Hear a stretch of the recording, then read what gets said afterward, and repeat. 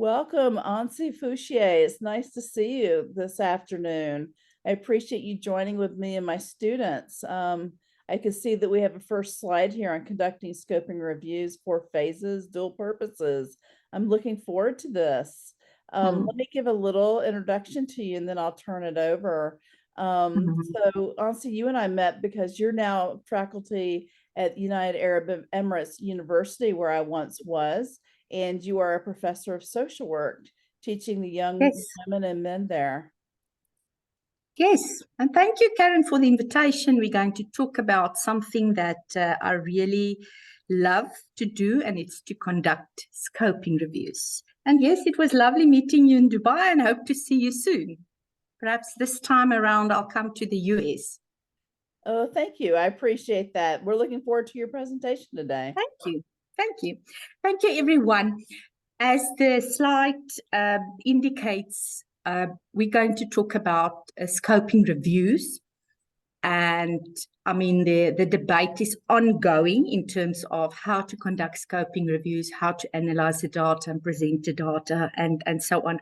And I will be sharing some insight from my side, but I would love to specifically zoom in on the data extraction, synthesis, and how you present the manuscript or the article. In the end, we conduct scoping reviews, according to me, for 2 reasons. The one is we want to identify research gaps and we want to generate new knowledge, to advance knowledge and to contribute towards the global knowledge base. And then, of course, it is to publish in high impact journals and to get cited, because scoping reviews are regarded as a trusted source. It obviously doesn't carry the same weight than a systematic review, but it definitely has its place within the bigger research community. Oh, good. Let's just revisit the research landscape. Remember now, if we look at research overall, we get our typical use studies, our empirical primary studies, where we try and understand the phenomenon. And then we do have experimental studies where we confirm hypothesis. And of course, we then have our conceptual papers. It's typically the pen and paper, where researcher will sit down and conceptualize, drawing on literature and drawing on own experience and critical thinking, and conceptualize a paper. And then the last category in this research landscape that I want to share with you is our knowledge synthesis. Sometimes we also refer to it as evidence synthesis or research synthesis, or loosely we refer to it as a review. We all know a literature review, and I think most of us have done a literature review. It's also referred to as a narrative review. Within the family of evidence synthesis or knowledge synthesis, the literature reviews are there, and then we also have systematic reviews. Now, under the umbrella of systematic reviews, that's where we find our scoping reviews, rapid reviews, meta-analyses, meta-syntheses, etc. And for tonight, we will take a closer look at one of the systematic review family members, and that is a scoping review. So keep in mind, a scoping review is then a form of knowledge synthesis or evidence synthesis or research synthesis, or loosely referred to as a review. Well, I'm sure you've seen this. This is a evidence pyramid, and it gives us a snapshot of the quality of evidence that is produced by specific types of studies. Now, let's zoom in on systematic reviews that are they are regarded as the gold standard. And remember now, the scoping review that we will be looking at tonight is a family member within the systematic review a family. Now, so let's look at the systematic review. So systematic review is exactly what it says. Systematic means structured, planned, transparent, rigorous. reduces the risk of bias.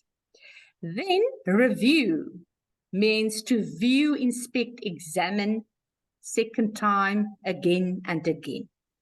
So to wrap up then is a systematic review will then be a type of knowledge synthesis where we are going to view, inspect, examine again and again specific literature. And how do we get to the literature that we want to review? We are going to follow a structured plan, transparent and rigorous process. We will thus gather research, getting rid of irrelevant info. So the essence of a systematic review and, in effect, a scoping review is to generate new knowledge. Now, a systematic review and then, of course, a rapid review, which is a shortened version of a systematic review, is for us to inform decision-making about best treatment and policy making.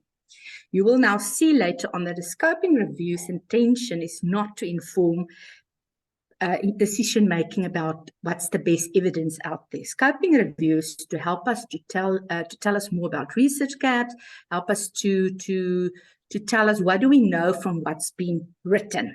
Okay, so we had a look at what is a systematic review because we want to get to a scoping review, but we must first understand the big brother, and that is a systematic review. It's about structure, transparent, and we want to review again and again. Now, if you look at the confidence level, narrative review, as we know it, is quite low on this in this figure. Then you also get a quick scoping review, and the more rigorous you do your review, the higher the level of confidence. As we all know that a full systematic review is a gold standard.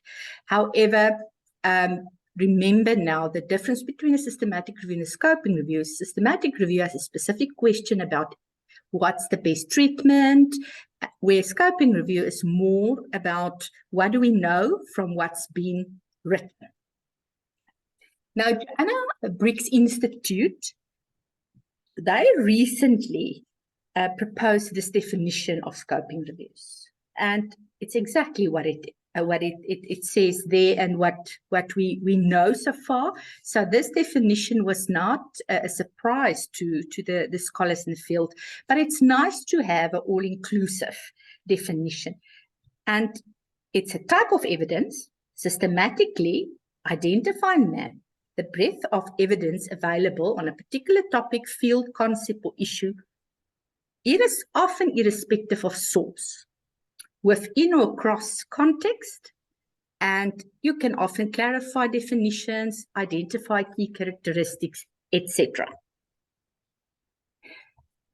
Until recently, there were good guidelines on how to conduct a scoping review and how to report a scoping review. So that's important that you know the difference. We have guidelines that tells us how to conduct a scoping review, and then also there are guidelines that inform how to report a scoping review. And it all started in 2005 with Oxke and O'Malley, that they have actually put scoping reviews on the map. And you will see if you go onto Google Scholar, they've got thousands and thousands of citations. They really did a lot to open up the debate. And many scholars would follow their framework. Then a few years later, other Levesque and colleagues, they then moved forward and they adjusted and adapted this methodological framework of Oxke and O'Malley and try and advance scoping methodology. Recently, a group of scholars at Joanna Briggs Institute, they then met and they did extensive research, and they came up with some methodological guidance because there were so many ideas around how to conduct a scoping review, and therefore they came out and after extensive research, they put these guidelines on the table. So remember I said there are two sets of guidelines. So one is how to conduct a scoping review and the other how to report. So on the left, you'll see these updated guidance for how to conduct scoping reviews from Joanna Briggs. Help us to tick the first box, how to conduct a scoping review, and then the PRISMA guidelines, the checklist, guides us on how to report a scoping review. But now I wonder if you can guess what's missing. We have specific guidelines about how to conduct a scoping review, outlining all the steps, address the sections, and then we also have these guidelines in terms of how to report a scoping review. I will get back to what was missing, but it's no longer missing. Let's first just briefly look at how to conduct a scoping review in general. It starts with a review topic, a review question, and note, normally with a systematic review, when we want to find out what's the best evidence out there, we will use the PICO framework, and we will look at outcomes and interventions and comparisons and so on.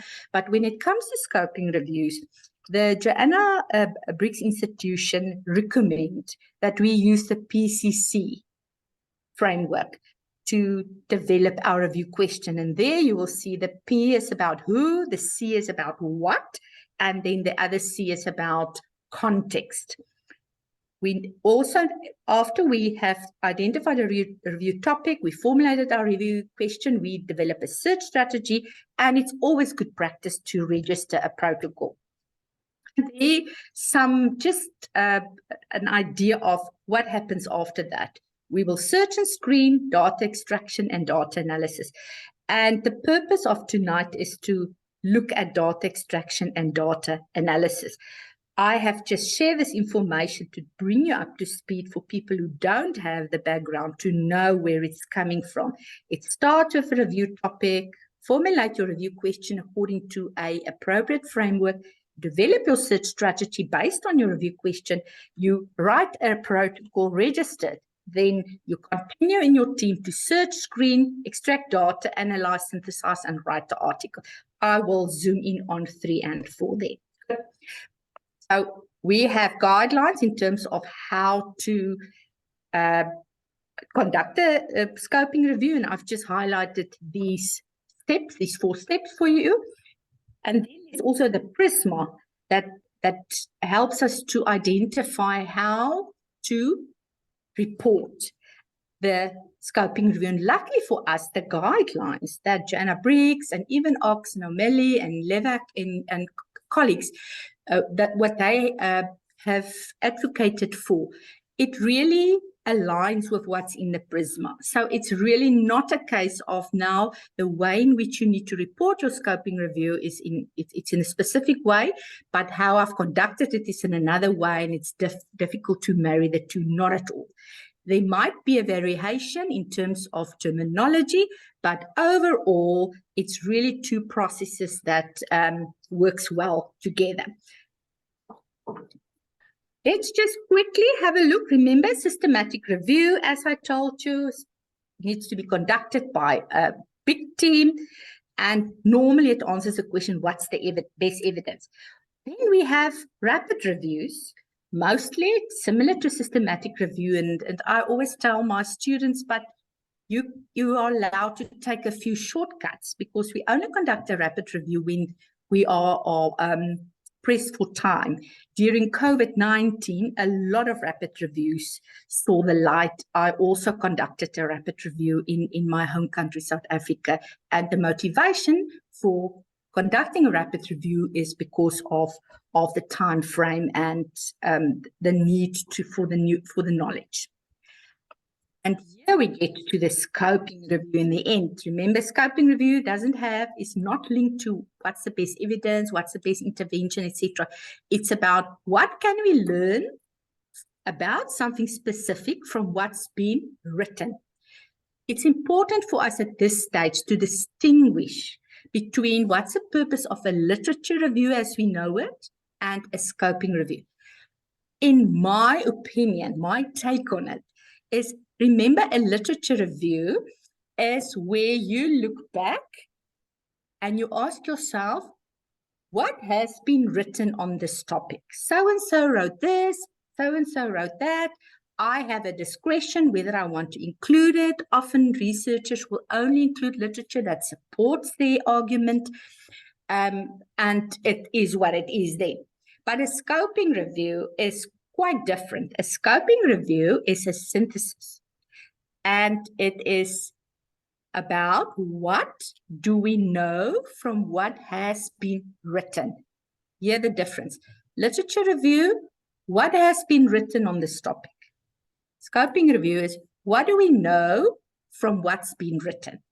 That already tells you that there's something about you need to include everything, that you must try and do your best to include all the literature, because we want to know, what do we know from what's been written about a topic?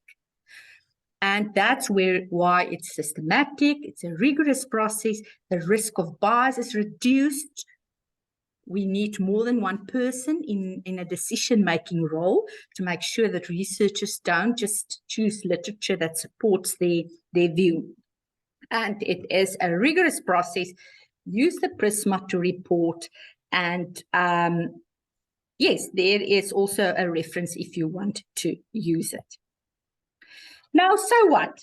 We had guidelines on how to plan and execute a scoping review.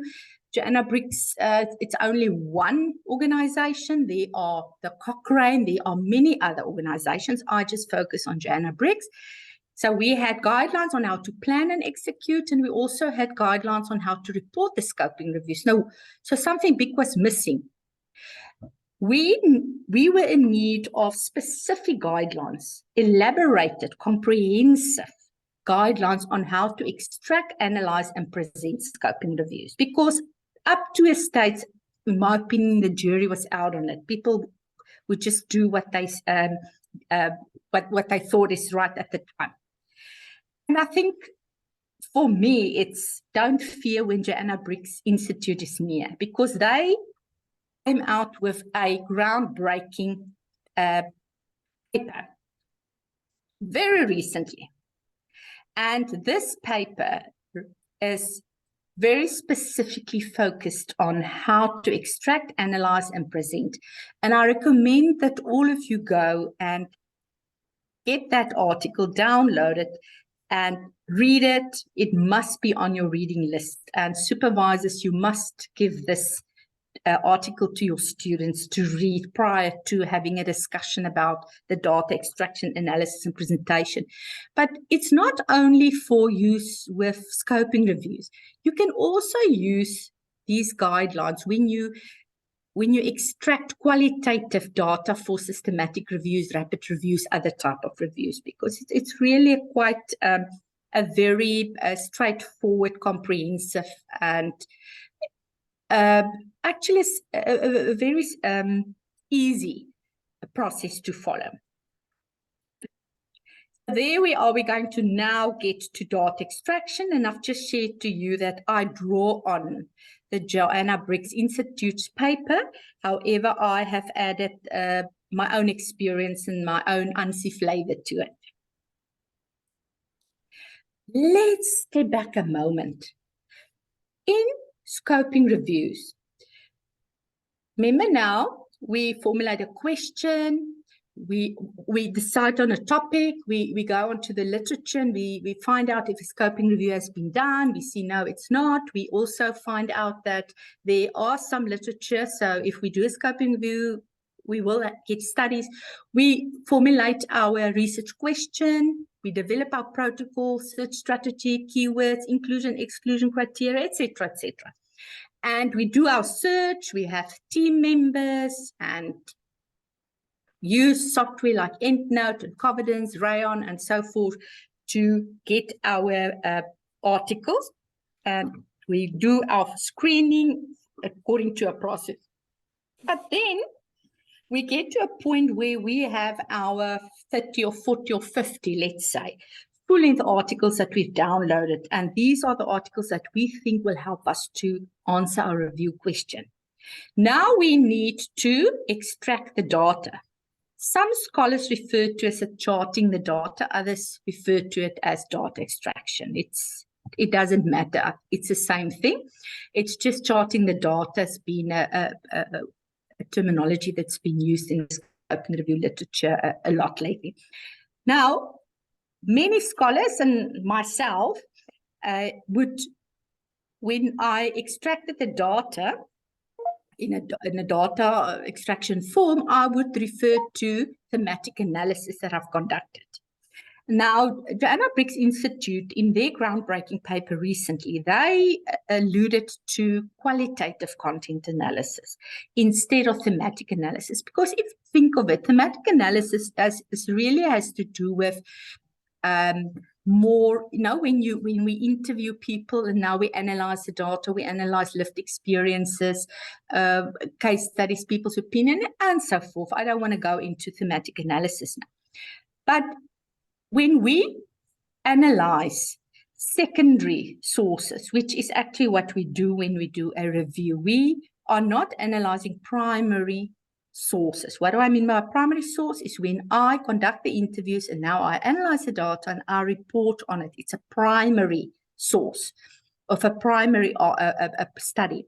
But we work on other people's primary studies. We work on published articles. And our aim is often to synthesize the information so that we can answer the question, what do I know from what's been written, what's missing, what do we need to do next, and so forth. And thematic analysis might work for many, and in other studies, it might not work. And qualitative content analysis is a very good alternative. You can conduct your analysis either deductively or inductively. Now, what is that? Let's see. Think of inductive analysis. We extract data into an Excel form. Now we're going to write down our initial thoughts. We're going to perform open coding. And similar to thematic analysis, we are going to put similar codes together to form categories. Inductive analysis means that I will put my categories together, then go to the literature. So I will build the picture that I will have in the end as I go on. I will extract my data, I will have my open coding, I will develop the categories, and then once I have developed the categories, I will put them all together and get a picture, whether it's a conceptual framework, whether it's a new definition that you develop, whether it is to identify research gaps, whatever it is, you will formulate your categories in that. There's nothing, and then from there you build on to get an idea what's going on. Now, what is deductive analysis then? Deductive analysis is when we already have a framework in mind, like a theoretical framework. And I will show you an example. For example, I can have a theory. One of my students, we looked at Finkelhall and Brown's traumagenic dynamics. We used that as a framework. So she did a scoping review to identify trauma-causing factors in literature. And when she then coded, she used Finkelhall and Brown's framework, traumagenic dynamics framework. And she tried and see how the data would align. Now it's exactly what it is here. I will extract data and I will do coding. And then once I have my coding, I'm going to formulate my categories according to the framework. So I will formulate and say, oh, this one fits there. This one fits. That is a new one. This one fits there. So I will use an existing framework and then see. But I will always allow for others because that might be a new contribution. Now, let me step back. we have now said that we need to extract data from the articles, the full-length articles that we include in our scoping review. And after we've extracted it, we need to decide whether we're going to do inductive or deductive coding. Now, let's go back to the data extraction. We need to use a template. Now, Joanna Briggs Institute and many other organizations, institutions have already made templates. If you use Covidence, Covidence also has a template. You can decide what you want to include, and then the template is generated. I like to use Excel, and I will show you an example of a extraction sheet, charting the Excel sheet, data extraction sheet for a scoping review that I am busy with resilience scholars. So when we decide on what we're going to include, the items that we're going to include in our data extraction form, we need to keep in mind our review question.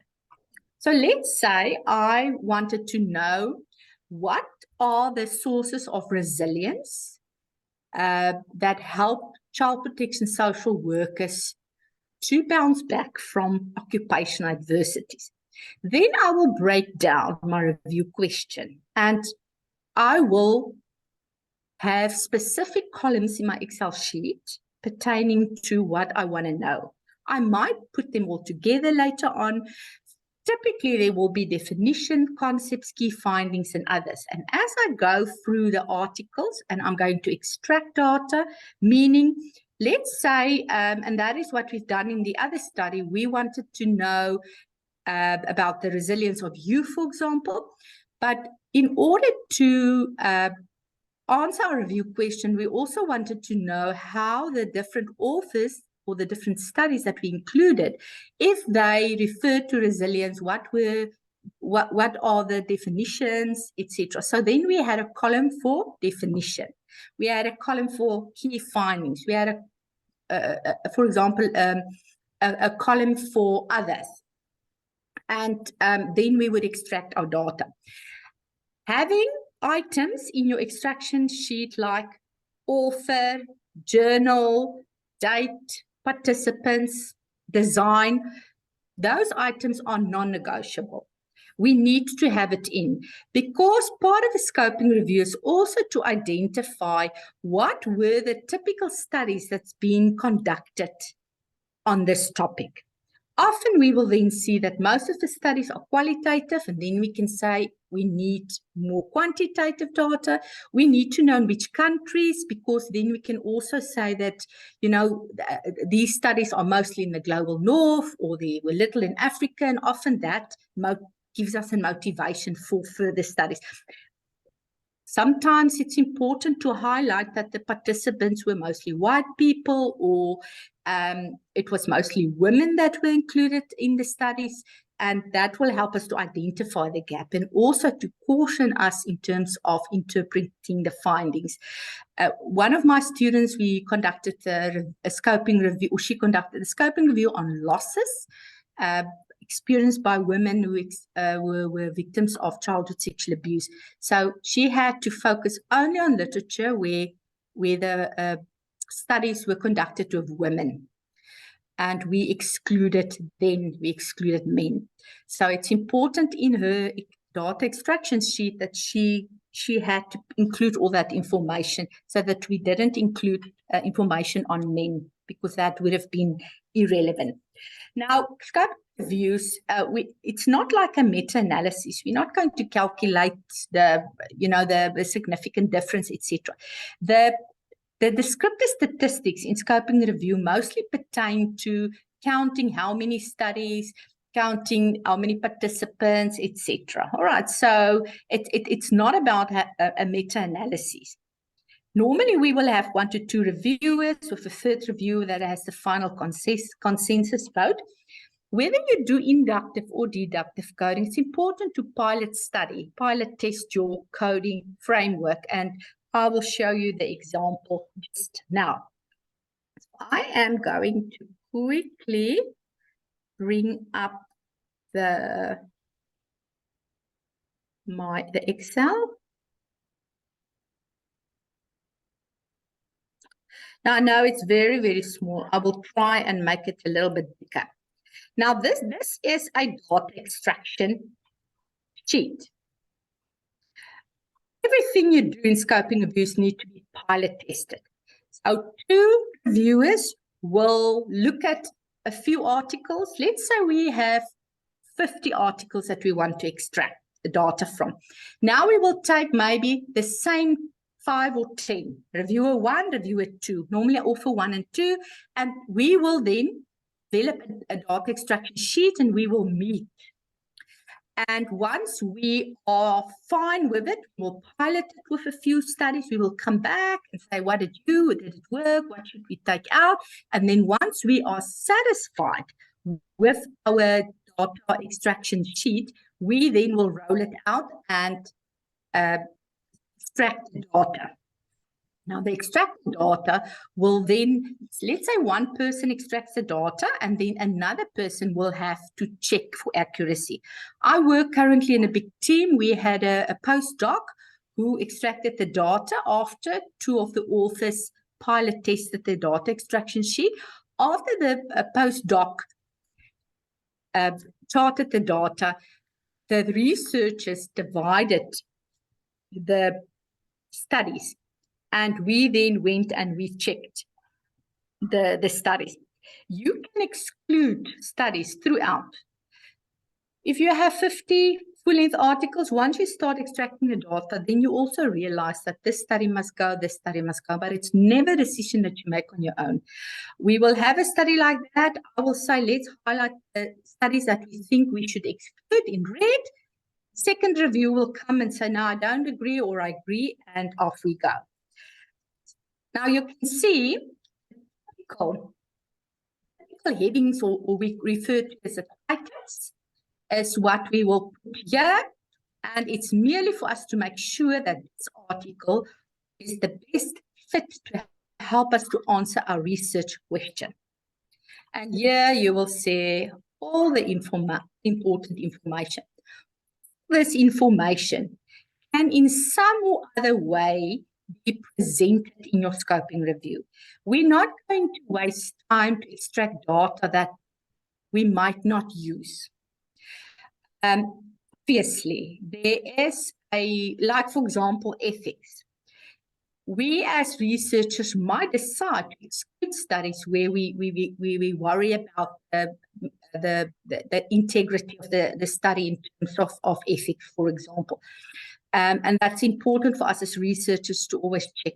But then we get many authors who don't report they have ethics. And there's nothing wrong in contacting the author and asking whether they had ethical approval.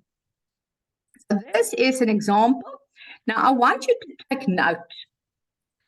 There are, the data extraction actually starts here. Yeah. So can you just see how much information we extract in the end?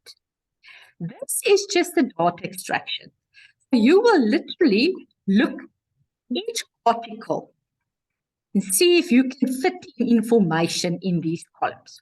Obviously, there will be articles like you will see here where you won't find the information that is required here. Now, often students and researchers will ask me, what do you put in here? This is not the case of less is better. Rather, put more comprehensive information in here and take it out later. Remember, the person who comes after you and needs to decide if studies should include it or not, they don't have the background that you have.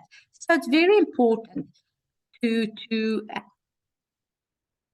synthesize this as comprehensive as possible. Some authors would copy and paste literally from the articles because they know they will synthesize later on. I tell my students, if you ever copy something directly from an article, then you must highlight it in red.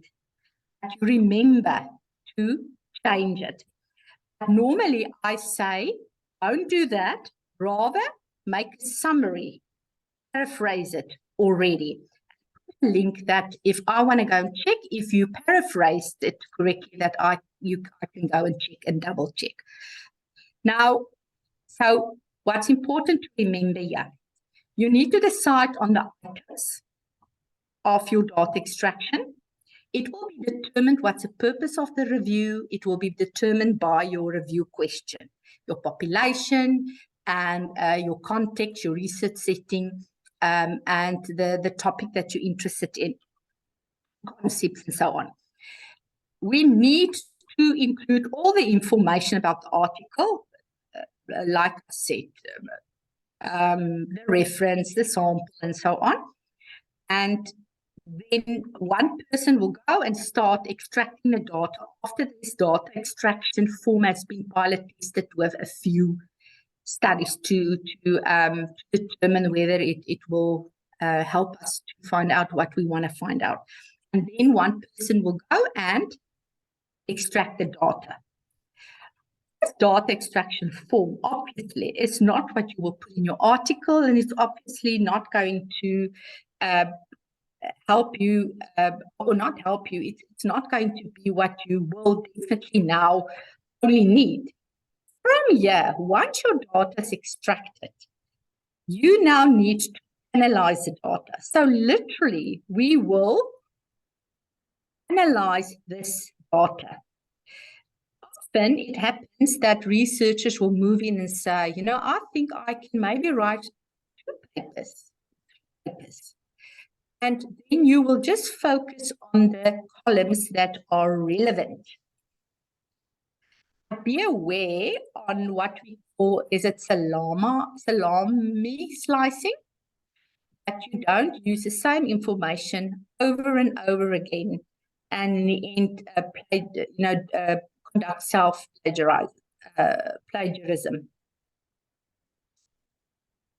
Let's move back to that.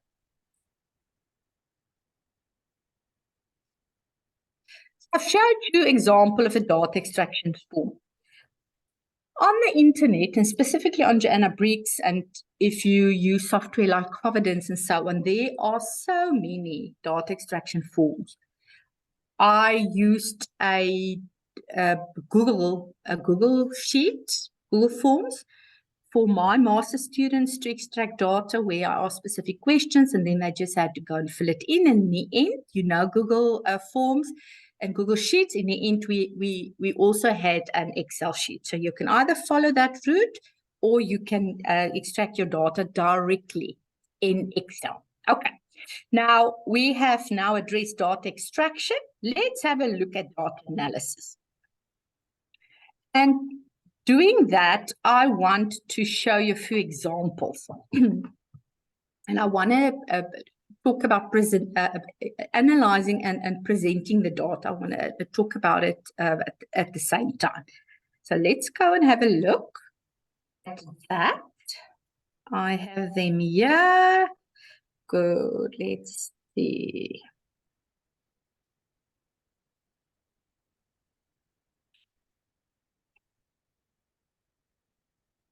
Where's that one? Okay. Karen, can you confirm? I'm sure you can see. One thing that I want to say to you, that to do quality appraisal is an imperative step in scoping reviews and rapid review. In systematic reviews and rapid reviews. Because we want to make sure, if you want to make a recommendation in terms of the best evidence, you want to make sure that you've based your recommendations on good evidence. Now, in scoping reviews, it's not compulsory to do quality appraisals. What do I mean with quality appraisals? After you have downloaded the full-length articles, one would typically have a look at the integrity of the paper, whether it was done in a solid way, methodologically sound, if it's methodological sound, if they adhere to ethical, if they add the correct ethical considerations and so forth. In scoping reviews, it's not compulsory because we actually want to map what is out there. I like, especially if I want, if I recommend that my students develop a conceptual framework, I like for us to do quality appraisal. We won't necessarily throw out the articles, but it's always good to just make sure that you don't draw on a poorly conceptualized and a poorly conducted study. But it is definitely optional. Now, this is a study that one of my master's students in South Africa conducted, Bianca Brits. And she went and looked at experiences of women survivors of childhood sexual abuse in relation to non-supportive significant others. Now, it's a mouthful, I know.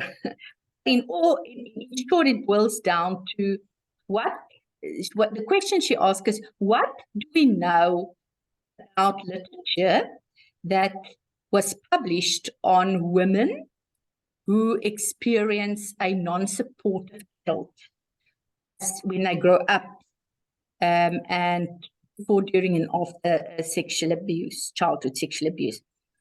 And I want us now to go to, just to illustrate to you, here you can see the methodology that she followed. And let me just get there. So the data charting form, I will show you the data charting form, or the data extraction form that she had, and there she will shares with us all the items. As I told you, you need to decide on the items. And she used thematic analysis. Why? Because her topic was about experiences. It was not just merely, identifying key characteristics or, finding out what are the global definitions on a specific topic. So therefore, that is what she did. Okay, so there's a Prisma. And then I want to get to, this is a data charting form. Now, this form was maybe version 6 or 10. She started off with a comprehensive Excel sheet, like I've shown you earlier about that other resilience study, with a lot of information. But in the end, she had to make it more concise and just put the key findings relevant to her one specific review question that she had, and added contextual factors. So let's say in a data extraction sheet, she had 7 or 8 columns, data that she extracted from the studies that she included. But in the end, she just reported on these 2 because it was relevant to a research question. Now you can see how she reported, approach, method, participants, all of that. It's comprehensive. In the end, how did this help her to report her findings? She could say how many studies were conducted in the United States, in the UK. She could identify, most of the studies were, for example, qualitative and so forth. Now, the key findings in this data extraction form, in the end, when she analyzed the data, she took the key findings, obviously not the key findings here as concise as it's presented here. From the Excel sheet that I've just shown you an example, the more comprehensive information. She then took that and she conducted thematic analysis, where she would first do open coding, then she would put similar categories together, then formulate themes, go back to the literature, iterative process to have a look what's called in literature, am I missing something, etc. For the purpose of writing up in a journal, the journals don't have space for us to put in a 20-page data charting form. Therefore, the key findings are often very brief and short. All right, because of space. But if we can today look at the data extraction sheet, the one version before she had to synthesize and shorten the key findings, it is a long lot of space, a lot of columns, etc. This is then the data extraction sheet in the end. Now, we need to make sense of these two columns when we want to analyze data. Remember now, this tells us something. But the purpose of a scoping review is to answer the question, what do we know from what's been written about our topic? And after we've extracted the data, we now need to perform some form of qualitative analysis to help us to make sense out of these two columns, among others. Okay.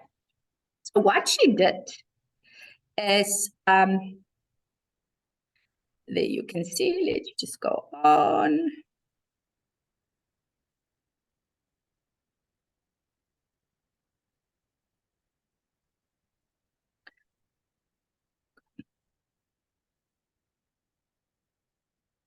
Good.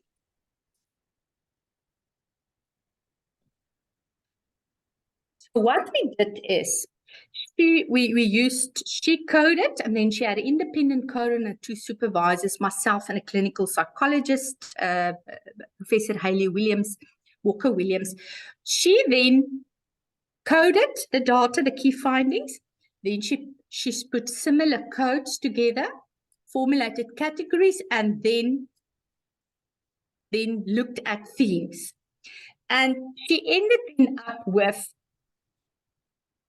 these three themes. So the data that she extracted helped her to she then identified that the experiences of women survivors of childhood sexual abuse about non-supportive significant adults during sexual abuse. If we analyze the data, what do we know from what's been written? It boils down to three themes. First of all, the experiences that were reported in the literature pertains to what happened before disclosure, what happened during, and what happened afterwards. And so those were her main themes. Now the sub-themes, obviously we started with category sub-themes and then we got to the theme. So that's how you do it in thematic analysis. The key findings, we did open coding, and then we put all the open codes into categories, which you will see here. These are the categories. And then we took the categories, we put similar categories together. And then we said, what do we have here? What's going on here? And I still remember in my office in South Africa, where I worked before I moved to the United Arab Emirates, is we have this long, big conference table. And I said to her, I think with this study of yours, we need to go back to pen and paper, because she did use Atlas TI. And she was cutting out all the codes. And then we had to put it. We used that whole table, we spent days. We would close the door and leave. And then we would just move the quotes. We will have our categories, and then we will have the cut out quotes, and then we will move it. This one fits better, this one fits better. And in the end, this is where we got ourselves in terms of these things. Now, this now needs to be written. And it's written up in the same fashion that you will write up a typical qualitative study. We will report the themes, etc. Let me just go there. So you will normally write it up like that. You say a total of 9 studies, identify this, and then you will briefly discuss it. What we did, and I tell my students, you know, if you go through all the trouble and challenges of doing a scoping review, if we design the study carefully, you can come up with a conceptual framework. So in the end, that is what she did. She then developed a conceptual framework to help us to understand, because that's the purpose of conceptual framework, to help us understand, you know, what are the experiences of these women. And in the end, this is her conceptual framework. Now, she did conductive coding. The data help her to develop this framework. But maybe in 2 or 3 or 4 years, someone else wants to conduct a similar scoping review. They can use this framework and now conduct deductively, meaning using this framework to form their coding, for example. And that is how she then wrote it up. And it looks like typically a discussion. Another example, let me see. Let's look at this one. If it's showing, I think it's showing. Not showing yet. Good. Let's look at resilience of child protection social workers. It's another master student. I think it's Mhloma. So what we did is we were interested to find out resilience of child protection social workers scoping review, meaning we just wanted to know, what do we know from what's been written about the resilience of child protection social workers? How can it help us to identify gaps in literature, etc.? Now, similar to the previous study, we had our methodology, we research questions, etc., etc., etc., and we had our data extraction sheet. There it is. Now, from this, you can see, let me just move it a bit. From this, you can see how Mhloma has presented, documented his data tracking form in his article was to go further than just key findings. He has already identified his sub-themes and themes. So he was very clever. He had all the items that others had in his data extraction sheet. And similar to the previous student that I told you about, the data extraction sheet was very, very comprehensive and messy because a lot of information. But in the end, when you write your article, you need to try and present it and demonstrate and show your reader the information in an understandable but concise way. So his key findings had one extra element here, and he already identified the sub-themes there. Right. Okay, and it's also a lengthy one. What he did further, and you can also do this, is he then also plotted findings within a framework. And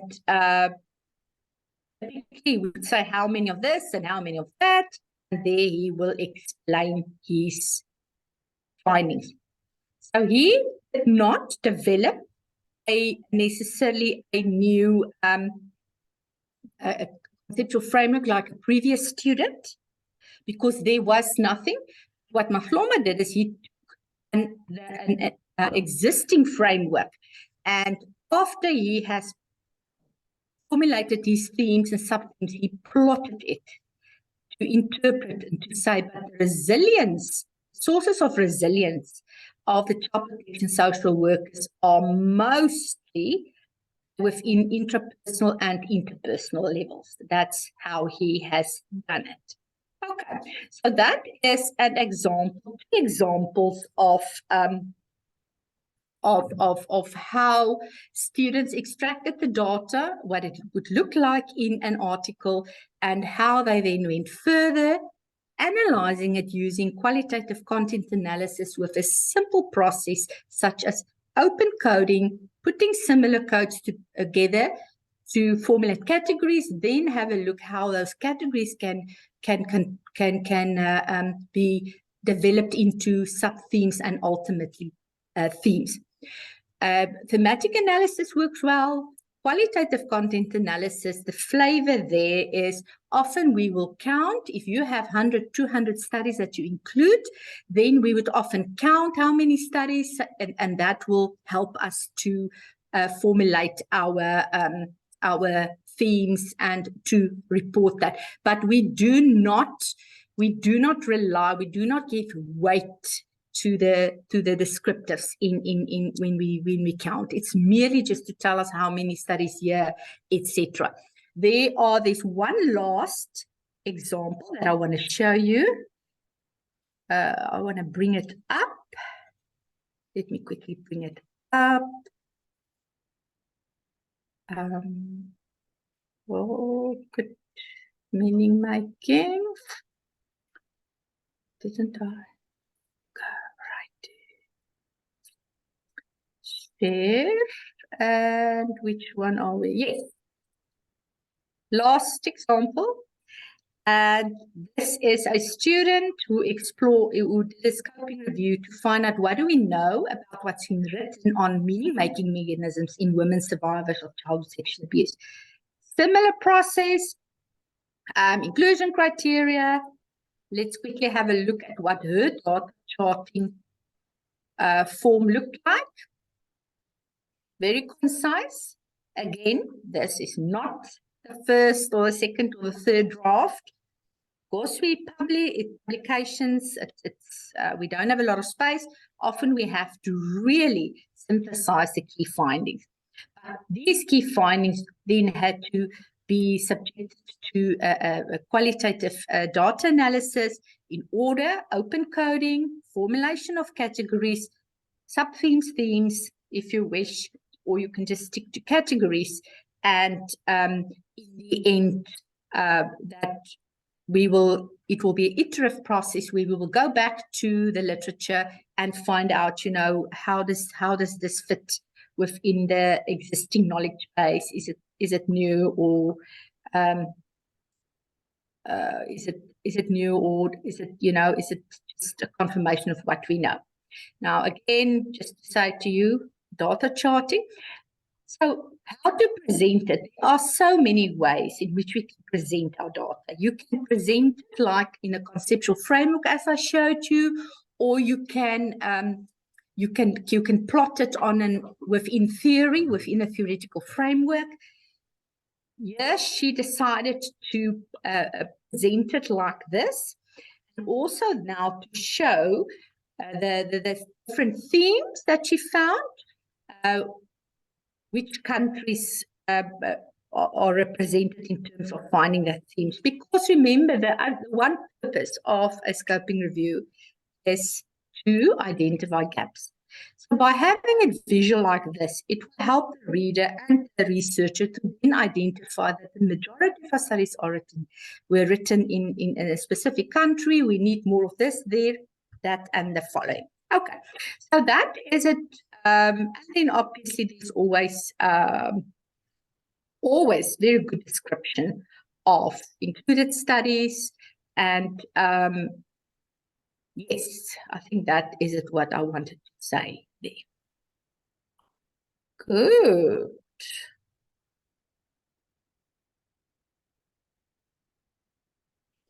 So now, did I see a specific yes, limitations section in those studies? yes. Or? Yes. Let me have a look at it. That's actually my next point. I just want to show you quickly.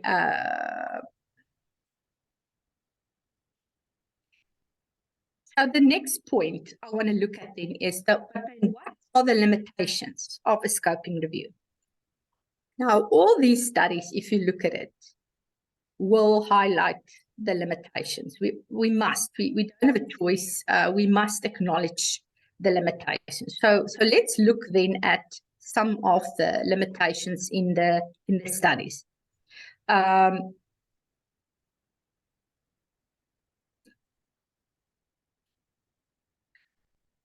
There are some examples. The big limitation that I think all my students include in their limitations is that we only search for articles written in English. A scoping review, if you really want to synthesize what we know from what's been written, we're actually supposed to conduct our searches in all languages.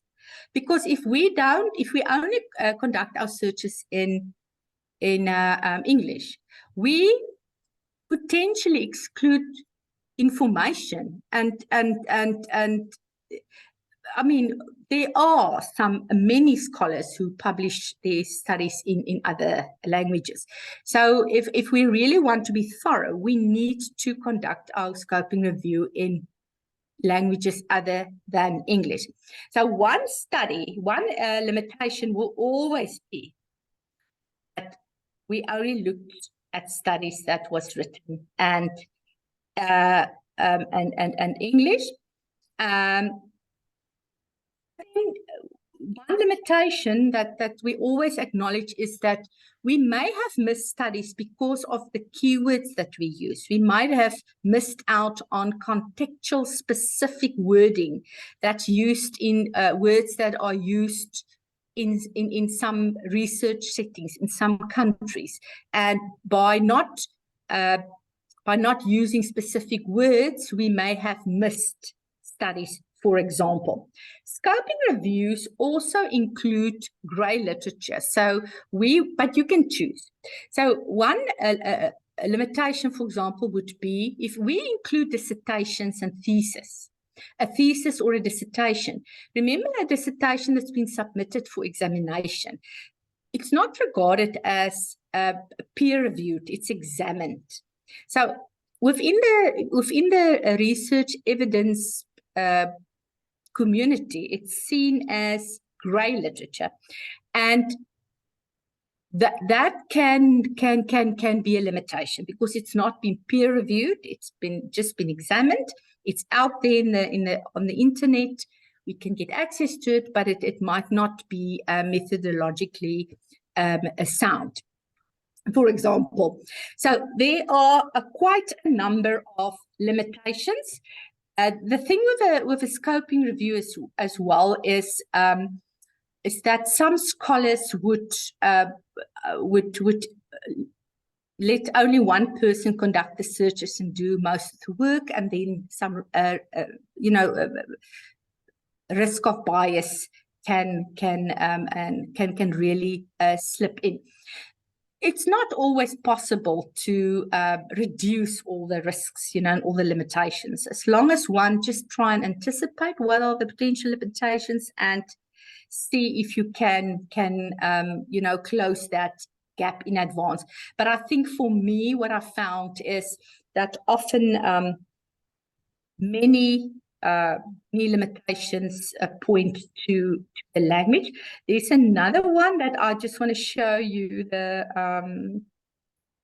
limitations that we highlighted.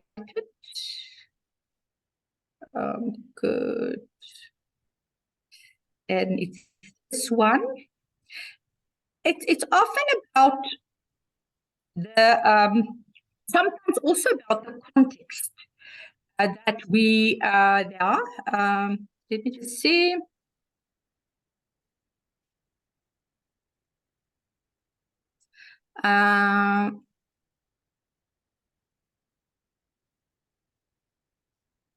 Yes, the whole issue about ethnic diversity. We might only include studies that included a specific population, and now we come up and we conclude to say, what do we know from what's been written about this topic? But actually, if you look at the studies that's been included, that's been available out there, only represent a specific population or a specific country. So those are the typical limitations that one can then highlight to say that we should look at the findings with caution, but it's still interesting. It still tells us where are the gaps. It still tells us a little bit about the topic. We have to now maybe go further and search in other languages in order to include other ethnic groups and have a more diverse sample within our studies.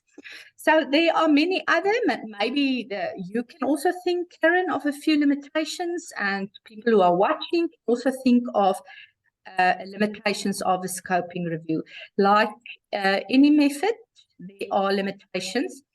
However, as long as one take or keep the limitations into account when you interpret and when you present your findings, that you do not generalize. For example, if you now know that your sample is not diverse, and so forth.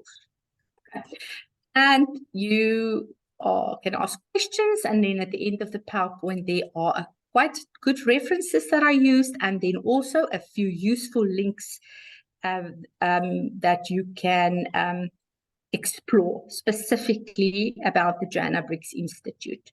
And that's it from my side. Thank you, Karen. Wow, you really cover the waterfront here. So you had students doing this as regular projects for their thesis, or how did they do this work? Because they're getting published. I'm impressed. Yes. In South Africa, where students would you can do a master's study by dissertation. We call it loosely, we refer to it as a research master's. So it is a master's in social work. A student enroll and then part-time complete the master's degree in 2 years. Now that will entail writing a research proposal, apply for ethics, conduct a study. We always try and let them do 2 studies, like a scoping review and empirical work, whether it's quantitative or qualitative. Yes, it's then over the course of 2 years part-time. But there's no coursework in it then, meaning it's a research master's. I see. Okay. Well, I don't want to scare my students because they don't have to go this far.